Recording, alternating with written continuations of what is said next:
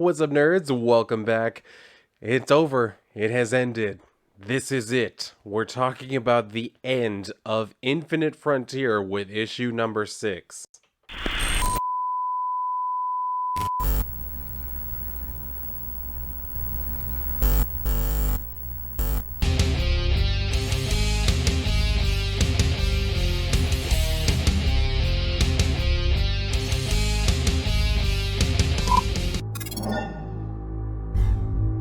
So I have to start out by apologizing. Yes, I am sorry. I am flawed. Unlike you, perfect viewer. Forgive me. I do have to apologize because this is not the end. It's never really the end, is it? Especially not with bullshit like this from DC. Because, I mean, even in here, we're basically getting set up for more, whoever knows however many more events. But let's just kind of see what we actually have from in here.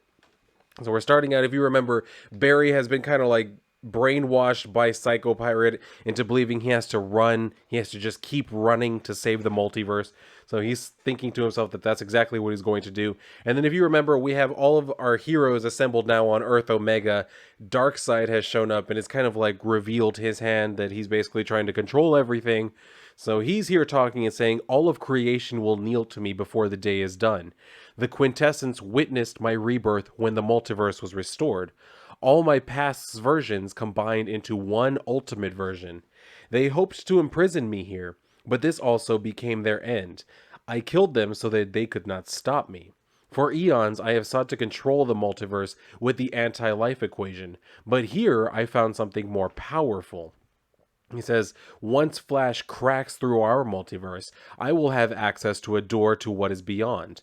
You are my key, Omega Lantern. So apparently that was his whole plan with like having Roy Harper as the Omega Lantern or whatever, basically just a Black Lantern. So he's saying, through you, I can control the greatest force in any and all multiverses. So Jade and Obsidian come flying up to basically like stop him or whatever. And so they're trying to like get Roy away from him. He says he belongs to the dark now. And then Obsidian goes to basically take care of it while Jade stays back to kind of handle like the shadow demons or whatever.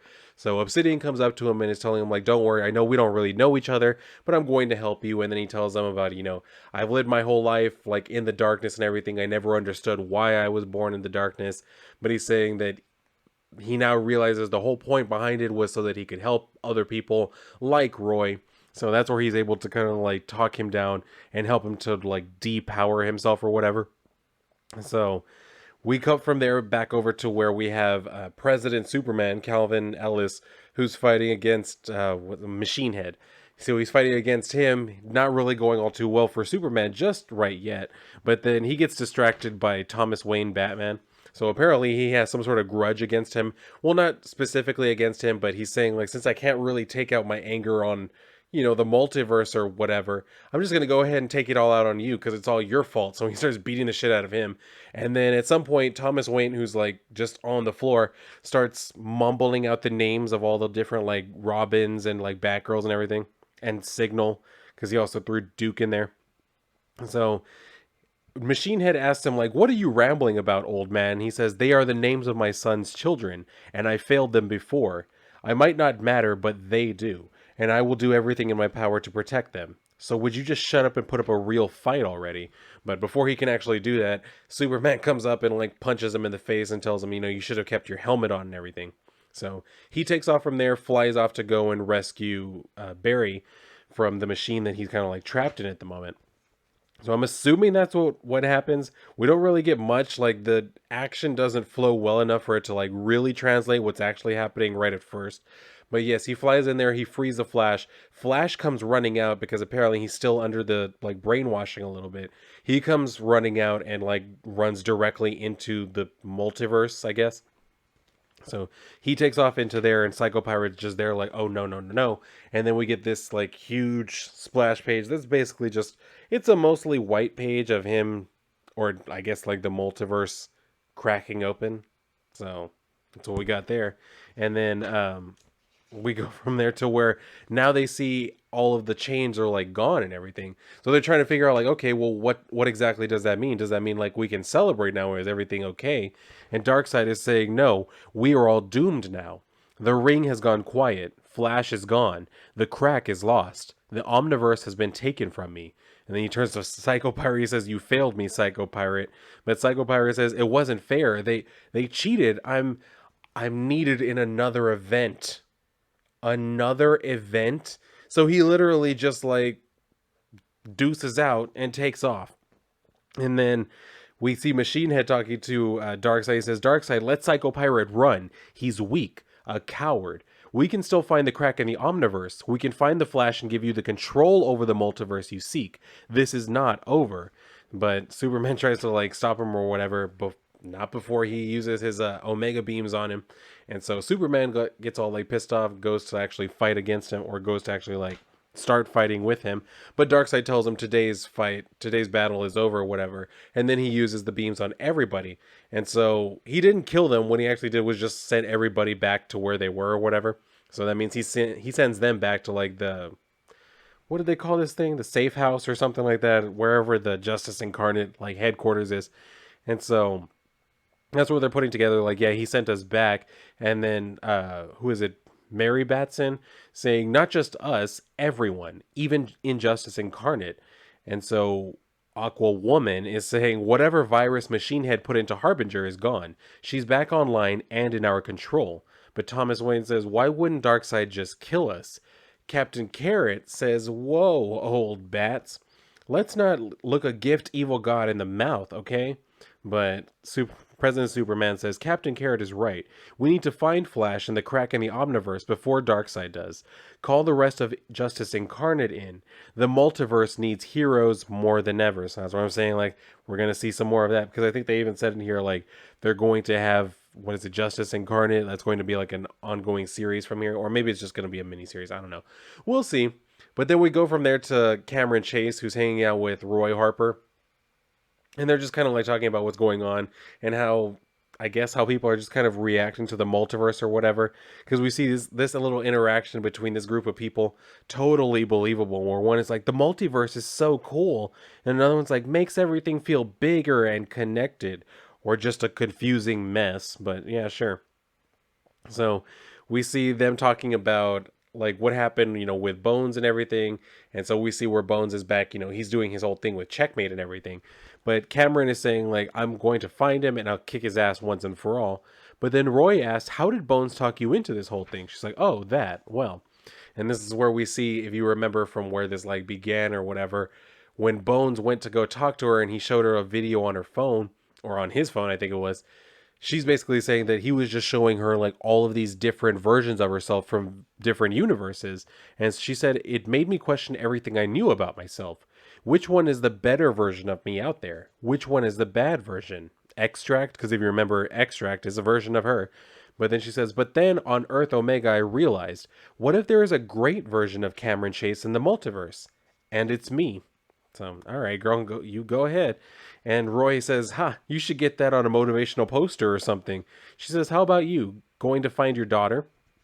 He says, that's priority number one, for sure. When the Black Lantern ring took over, I saw everything I loved pulled away into the dark. It made me confront what I had been really feeling. I was so afraid of missing that I wasn't taking my shot. But it's time.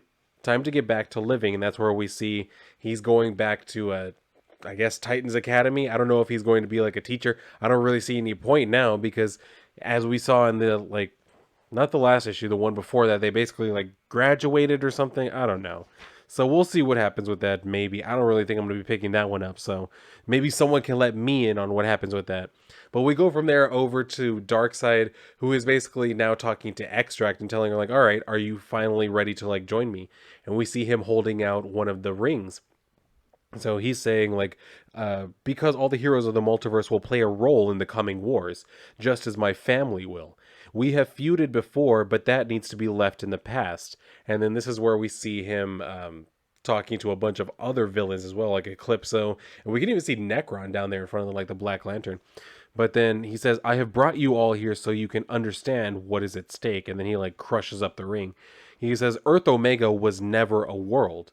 It is a piece of a resting enemy, dormant since the first crisis, and now it wakes. We will find the Flash and the crack in the Omniverse. I'm not the only one who seeks this power, but only I will control the great darkness. And then we get this, like the complete opposite of that earlier, like double splash or double page splash. Now we get complete blackness. So we see that, and then we get the epilogue because we have Flash, who's, if you remember, he kept running. So now we see where he finally like comes to and realizes, okay, I need to stop. So that's the first thing he does, and then he kind of like falls down, and then he looks up. He's like, "Where am I?" And he realizes this place. I've been here before when I died. I remember. He's like, "Where?" And then we see this voice coming from off. And this next part, I'm telling y'all, I had this idea years ago. Like, I was literally thinking to myself, why has no one ever done this? And now apparently they're doing this. Oh god. But see, that's the thing. Like, I had this idea when I was like in college, and I was like smoking a lot more weed than I do now. So I mean I don't really know what to make of this. Yes, they're having an idea that I had, but I wouldn't say it was one of my better ideas. Anyway, so he's the voice from off panel is, or from like out of sight, is saying this is multiverse 2. Because now that's what they mean by the omniverse. There are like multiple multiverses, which I don't even, what's the point of that?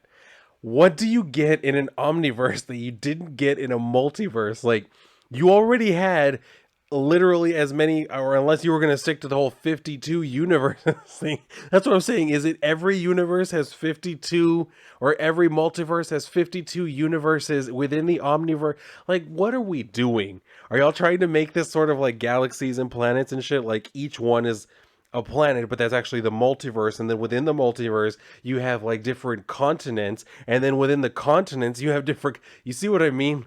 Like, it's, I don't understand what they're trying to do here or why they're trying to do it. But anyway, it says it was what, or he says it was what came before, destroyed by the anti-monitor in the first crisis. The empty hand and the gentry fed on it for years. It was all my fault. Its ruin started with me. They made me watch as each world was swallowed in darkness. If you've read Crisis on Infinite Earths, you know exactly who's talking now. It says, I tried to warn them, but no one would listen. They could have stopped it, but they didn't. You have any idea what that does to a person? To be forced to witness infinite Earths being erased? The Anti-Monitor destroyed it. Alexander Luthor tried to find the perfect world, and Darkseid wishes to control it. But they are all wrong. There is another way. This is what I said. Like I said, if you knew who was talking, you already saw this coming. It's Pariah. So, and like I said, he's from Crisis on Infinite Earths. He was like the very first one to like kind of, if I remember correctly the story, he was like the very first scientist to kind of like start looking into like different realities and stuff like that. And as like a curse or as a punishment, he was forced to have to watch each Earth be destroyed. So something like that. For some reason, the Anti-Monitor ended up like having to. You know what? I might have to go ahead and reread that. I think if I have, yeah, I have it right. Hold up. I have like the collected edition or whatever. I need to go back and reread it. But yeah, I'm pretty sure if I remember correctly, that's what happened. Like he's talking about that in here. Like that's how it starts or whatever. Yeah, and you can see like his original appearance and everything in here. The way that he looked before, it's pretty much the way that he does look now. I mean, they just kind of like modernized it a little bit, I guess. So I mean, we have that. But so I'll see. I'm gonna have to go back and reread this because, like I said, I don't right offhand remember how what the reason was, and I don't remember the exact issue number in there because there were 12 issues in that like limited series. So he goes on talking. He says the anti, yeah, and then Barry's asking him like, "Who are you?" He says, "My name is Pariah." He says, "And it's time that we moved on, stopped apologizing for the past."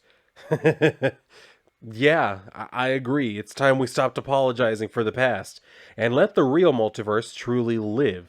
And that's where we see that he kind of like touches Barry, and then he does this thing where we see him starting to like be destroyed, and then he's kind of like reborn, but back in like a Silver Age type of look. And then we see a voice coming from off panel saying, "Do you want more, honey?" And so we get this whole like full Silver Age type of look where apparently he's been put into like some sort of alternate reality, and he's been brainwashed into believing, he's still in the Silver Age or whatever.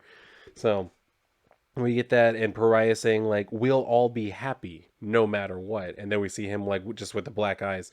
So like I said, this is an idea that I've had before, like years ago when I was high, because I was like, after I had read Crisis on Infinite Earths, like again, I had reread it.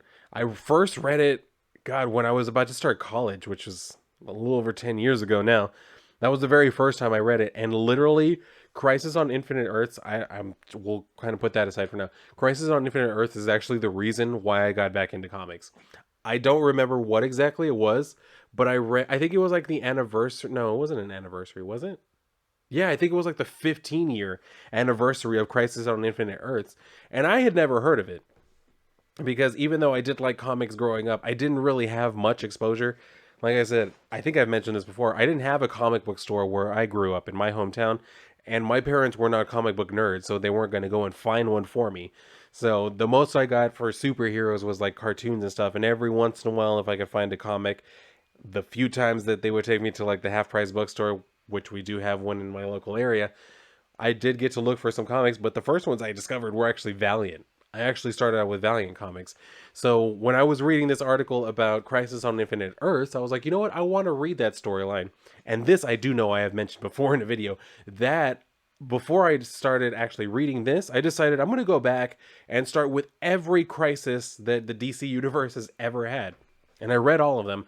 And then I got into Crisis on Infinite Earths and I read through all of the rest. And yes, that includes all of them: Infinite Crisis, Identity Crisis, Final Crisis. I read all of those different like stories. You know, you get what you get when you can get it. But I mean, that's what I'm saying. Like, this particular story is actually special to me for that reason, because it was what inspired me to get back into reading comic books. Just because I read about the story and what they were trying to do with it, and I was like, that story sounds really cool. Like everything that they were bringing together, that sounds like a lot of fun. And so I wanted to read it, and I was glad that I did. But when I read something like this, I don't get the same sense. I don't get the same feeling from it. This felt so, I've called it stupid, I think, several times now, but that's probably the best description I can give for it. It feels pointless. We'll give it that. We'll try to be more academic. It feels pointless. Why? Like I said, I agree with the villains, the people who were actually the villains who we barely ever saw in this story. Like that was all that they actually wanted. They just wanted to be left the hell alone. And somehow they got dubbed the Injustice Incarnate. I don't know what was so unjust about them trying to like keep their like reality separate. I don't know what's unjust about that, but whatever. So that, I don't know. Yeah, like overall, did I enjoy this story? No.